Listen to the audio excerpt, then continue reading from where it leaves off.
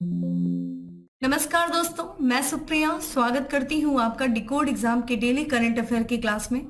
दोस्तों, आज हम अपनी करंट अफेयर की क्लास में डिस्कस करेंगे 30 मई से रिलेटेड करंट अफेयर को। तो चलिए दोस्तों, जल्दी से आप सभी लोग सेशन से जुड़ जाइए, सेशन को आप सभी लोग शेयर कर दें। और जैसा कि मैं उम्मीद कर रही हूँ आप सभी लोग बहुत अच्छे से होंगे और साथ ही साथ आप लोग अच्छे से अपनी प्रिपरेशन कर रहे होंगे। इसी के साथ मैं आज आप लोग के सामने 30 मई से रिलेटेड करंट अफेयर को डिस्कस करूंगी।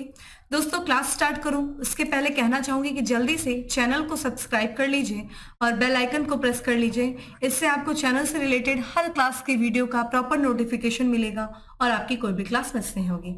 चलिए दोस्तों, स्टार्ट करते हैं अपनी क्लास। और आज की क्लास में हमारा सबसे पहला प्रश्न है कि भारत के पहले खगोल गांव एस्ट्रोविलेस के रूप में किसे विकसित किया जा रहा है। तो भारत का पहला खगोल गांव कौन विकसित किया जा रहा है, कौन सा गांव दोस्तों विकसित किया जा रहा है? ऑप्शंस आप देख रहे हैं। तो जिन्हें सब दोस्तों साथ में आंसर पता हो आंसर करते रहें। और इसका करेक्ट आंसर है बैनीताल। ठीक है, बैनीताल को भारत के पहले खगोल गांव के रूप में विकसित किया जा रहा है। ये उत्तराखंड के चमोली जिले में स्थित ये गांव है। ध्यान रखिएगा, ये भी आपके लिए इंपॉर्टेंट है कि बैनीताल गांव जो है वो कहाँ है, चमोली जिले में, किस राज्य के, उत्तराखंड के।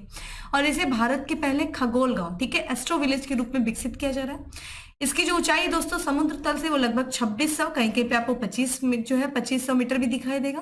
तो 2600 मीटर की ऊंचाई पर ये स्थित है बैनीताल। और ये एक ऐसे टूरिज्म पॉइंट में तब्दील किया जाएगा जहां पे जब लोग जो है टूरिस्ट लोग जो आएंगे उन लोगों को ग्रह, तारे और खगोलीय घटनाओं को नजदीक से देखने का बेहद खूबसूरत मौका मिलेगा। ठीक है, यहाँ पे देखिए नाइट विजन गुम्बद और बड़ी दूरबीनें होंगी और इसके माध्यम से क्या किया जाएगा, जो एक तरीके से जो खगोल है, जो हमारे तारे हैं, जो हमारे ग्रह हैं, खगोलीय घटना है, इन दूरबीनों के माध्यम से, नाइट विजन गुम्बद के माध्यम से बहुत ही क्लीन तरीके से देखा जाएगा, क्लियर देखा जाएगा।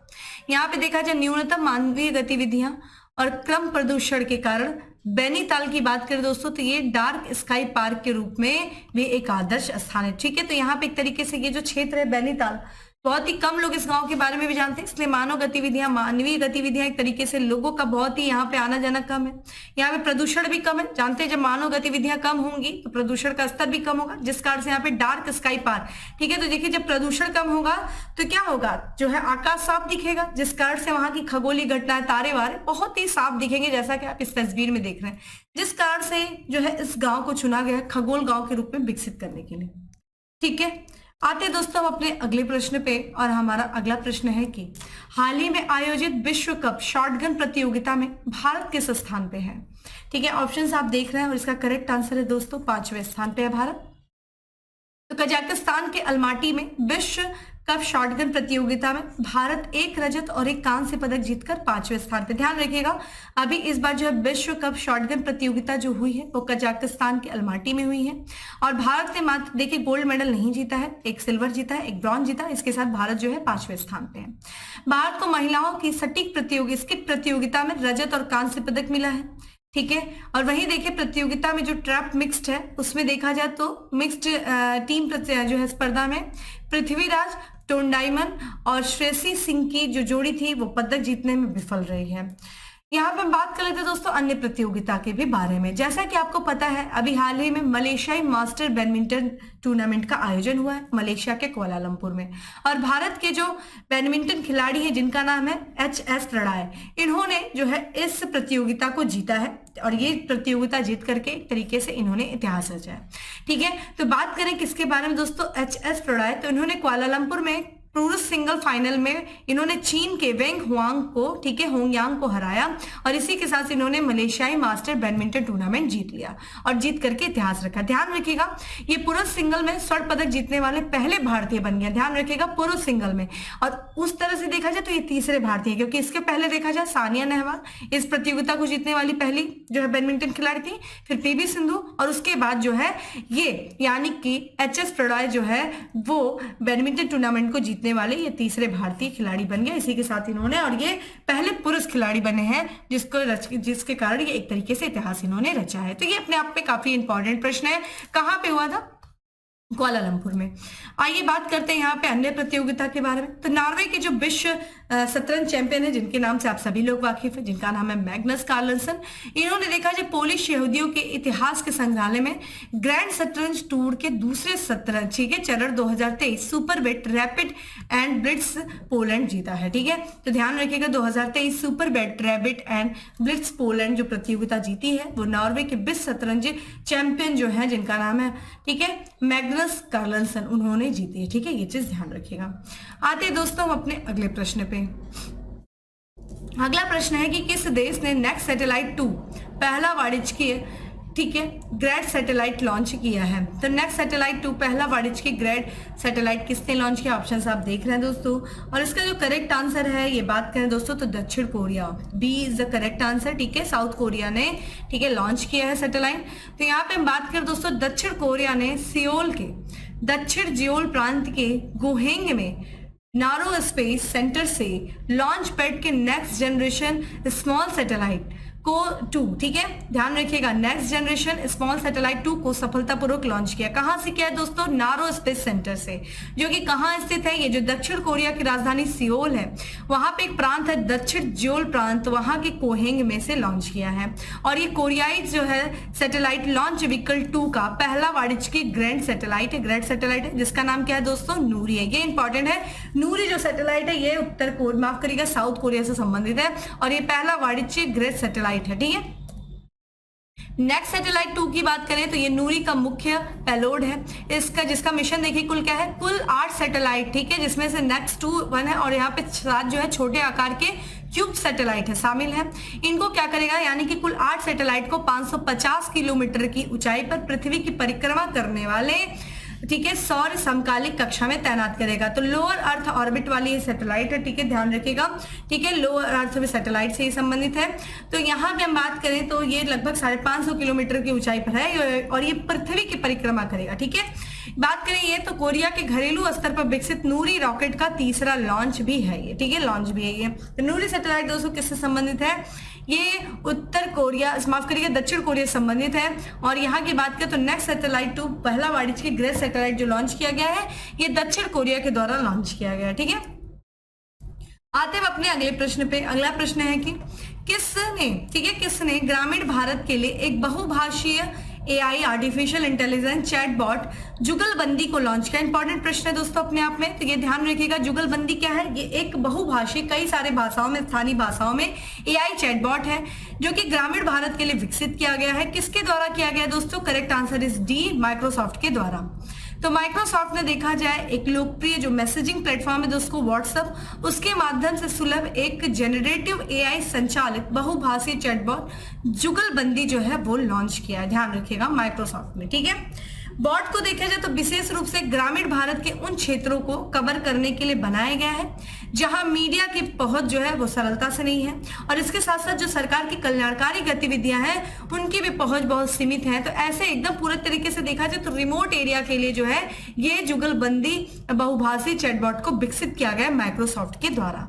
इसके तहत देखा जाए तो इसको विकसित करने के लिए चैटबॉट को जो विकसित करने के लिए ठीक है किसके सहयोग से ठीक है माइक्रोसॉफ्ट ने इसको विकसित किया है? तो IIT मद्रास के सहयोग से ठीक है AI फॉर इंडिया ने इसको जो है विकसित किया है। ठीक है, ध्यान रखिएगा। उद्देश्य क्या है? कई भाषाओं में उपयोगकर्ताओं के जो प्रश्न होते हैं, जैसे कि चैटबॉट क्या है दोस्तों, जैसे कि आप लोग गूगल करते हैं किसी चीज को, यहाँ पे क्या होता है कि चैटबॉट खोलेंगे और इसमें क्या होगा जो कुछ भी आपका प्रश्न होगा उसमें आपने टाइप कर दिया और वो उसका उत्तर दे देता है। तो पहले सिर्फ एक भाषा इंग्लिश में होती थी, लेकिन अब क्या है कई भाषाओं में जो कि अगर मान लीजिए कोई मलयालम बोल रहा है, कोई भोजपुरी बोल रहा है, कोई हिंदी बोल रहा है, कोई तो जो कुछ भी कई भाषाओं में जो उपलब्ध होगा यहाँ पे उस भाषा में जिस भी भाषा में आप प्रश्न पूछेंगे उसी भाषा में जो है व्यक्तिगत सहायता प्रदान किया जाएगा आपके प्रश्नों को समझ करके, चाहे वह बोली कहीं की हो या कहीं टाइप की गई हो। ठीक है, तो कहीं की भी बोली हो, जिस भी बोली में आप बोलेंगे अपने प्रश्न को पूछेंगे उसी भाषा में जो है ये चैटबॉट आपको क्या करेगा? सहयोग करेगा, आपका आंसर देगा। ठीक है, तो जुगलबंदी दोस्तों माइक्रोसॉफ्ट के द्वारा विकसित किया गया, किसके सहयोग से? IIT मद्रास के। बात कर लेते हैं दोस्तों माइक्रोसॉफ्ट इसकी स्थापना दोस्तों देखिए 4 अप्रैल 1975 में हुई थी। मुख्यालय देखिए क्या है? रेमंड्स है, वाशिंगटन DC जो कि संयुक्त राज्य अमेरिका में है। संस्थापक बिल गेट्स और पॉल एलन है। वर्तमान में जिसके अध्यक्ष और मुख्य कार्यकारी अध्यक्ष जो है अधिकारी है वो है सत्य नडेला। ठीक है, आते हैं अपने अगले प्रश्न पे। केंद्र सरकार ने डिजिटल फसल सर्वेक्षण शुरू करने के लिए कितने राज्यों के साथ समझौते पर हस्ताक्षर किया है? तो डिजिटल फसल सर्वेक्षण शुरू करने जा रही है केंद्र सरकार, उसके लिए कितने राज्यों के साथ समझौता हस्ताक्षर किया गया है? तो 6 राज्य। ठीक है, तो केंद्र सरकार ने डिजिटल फसल सर्वेक्षण शुरू करने के लिए टोटल 6 राज्यों के साथ समझौता ज्ञापन किया है। ये 6 राज्य कौन कौन से? असम, गुजरात, मध्य प्रदेश, उड़ीसा, राजस्थान, उत्तर प्रदेश। ध्यान रखिएगा उत्तर प्रदेश भी इसमें शामिल है, इसलिए ये प्रश्न आपके लिए इंपॉर्टेंट हो जाता है। डिजिटल फसल सर्वेक्षण योजना के क्रियान्वयन के लिए राज्य सरकारों के साथ चर्चा करने के लिए नई दिल्ली में कृषि और किसान कल्याण मंत्रालय द्वारा आयोजित डिजिटल फसल सर्वेक्षण पर राज्य कृषि सचिव और राज्य के राजस्व सचिव के राष्ट्रीय सम्मेलन के दौरान इस समझौते पर हस्ताक्षर किए गए। ठीक है, ध्यान रखिएगा। तो ये जो समझौते पर हस्ताक्षर किया गया है, ठीक है, तो यहाँ पे दोस्तों कितने राज्यों के साथ? 6 राज्यों के साथ। ध्यान रखिएगा उत्तर प्रदेश भी संबंधित है इससे। अगला प्रश्न है दोस्तों हमारा कि चांगथी साक्षरता परियोजना किस राज्य से संबंधित है? चांगथी साक्षरता परियोजना ये केरल राज्य से संबंधित है। आइए बात करते हैं ये परियोजना किस कारण से चर्चा में है। तो केरल साक्षरता मिशन द्वारा संचालित की जा रही है। ठीक है, चांगथी परियोजना, ध्यान रखिएगा केरल साक्षरता एक मिशन है, उसी के द्वारा ये चांगथी परियोजना जो है संचालित की जा रही है, यानी कि साक्षरता से ही संबंधित होगी। इसके तहत क्या किया जाएगा दोस्तों? तो ये परियोजना जो है ये प्रवासी श्रमिकों को राज्य के सामाजिक सांस्कृतिक पहलुओं को समझने में सक्षम बनाकर केरल में उनके द्वारा सामना किए जाने वाले बहिष्कार को संबोधित करेगा। तो देखिए जो भी प्रवासी जो लोग हैं जो केरल में जाके रह रहे हैं उनको एक तरीके से वहां के जो पहलू हैं, जो भी सामाजिक सांस्कृतिक पहलू हैं, जो भाषाई पहलू हैं, उनको समझने में सक्षम बनाएगा ये चांगथी परियोजना। और जब हम वो प्रवासी होते हैं स्थानीय लोगों के द्वारा जो कुछ भी उनका बहिष्कार किया जाता है या जो कुछ भी उनके बहिष्कार जैसे सामना जो होता है उसको ये संबोधित करेगा। ठीक है, इस परियोजना में विशेष रूप से देखिए क्या होगा, स्वच्छता, स्वास्थ्य मूल्य और श्रमिकों के अधिकार जैसे जो है विषय शामिल किए गए हैं। यहाँ पे बात करें दोस्तों चांगथी परियोजना, देखिए इसकी शुरुआत की गई थी वर्ष 2019 में। ठीक है, चांगथी परियोजना, और परियोजना के लिए जो त्रिशूर जिले के कोलाछी पंचायत को चयनित किया गया था उस समय। इसके तहत क्या होगा, श्रमिकों के कार्यविधि के बाद उनके आश्रमों में कक्षाओं की व्यवस्था की गई थी। जब वो जो श्रमिक होते जहां पे वो रहते, जब अपना कार्य खत्म कर लेते थे तो फिर उसके बाद उनके कक्षाएं जो चलाई जाती थी, जैसा कि आप यहाँ पे तस्वीर देख रहे हैं। ठीक है, यहाँ अभी हाल ही में क्या होगा, क्यों ये हम चांगथी जो है साक्षरता जो है क्यों परियोजना के बारे में चर्चा करें, चूंकि 2019 में इसको शुरू किया गया था। तो हाल ही में देखा जाए तो इसके तहत जो है चांगथी साक्षरता परीक्षा का आयोजन किया जा रहा है, जिसका उद्देश्य का जो प्रवासी श्रमिक है उनको मलयालम और हिंदी लिखना वो पढ़ना सिखाना है। ठीक है, तो ध्यान रखिएगा मलयालम और हिंदी लिखना पढ़ना सिखाया जा रहा है इन श्रमिक को, जो प्रवासी श्रमिक है उनको। ठीक है, जिस कारण से ये भी हाल फिलहाल में चर्चा में रहा है। ठीक है,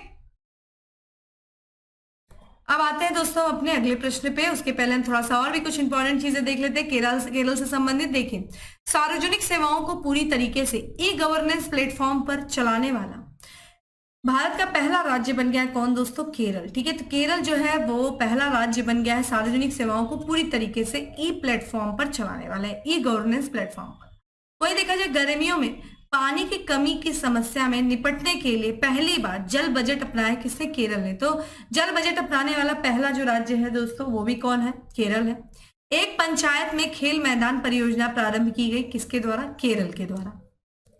ठीक है, अगला प्रश्न है दोस्तों की किस शहर में मेगा योग महोत्सव आयोजित किया गया? ऑप्शंस आप देख रहे हैं और इसका करेक्ट आंसर दोस्तों हैदराबाद, तेलंगाना की राजधानी हैदराबाद। तो हाल ही में केंद्रीय आयुष मंत्रालय के अंतर्गत Morarji Desai national institute of yoga Hyderabad में एनसीसी परेड ग्राउंड में एक मेगा योगा महोत्सव आयोजित किया गया। ठीक है, कहाँ किया गया? हैदराबाद में आयोजित किया गया। ठीक है, बात करें 27 मई को हैदराबाद सिकंदराबाद के एनसीसी परेड ग्राउंड में आयोजित हो रहे महोत्सव में मुख्य अतिथि के तौर पर तेलंगाना के राज्यपाल डॉक्टर ठीक है तमिलिसाई सौंदरराजन शामिल थी।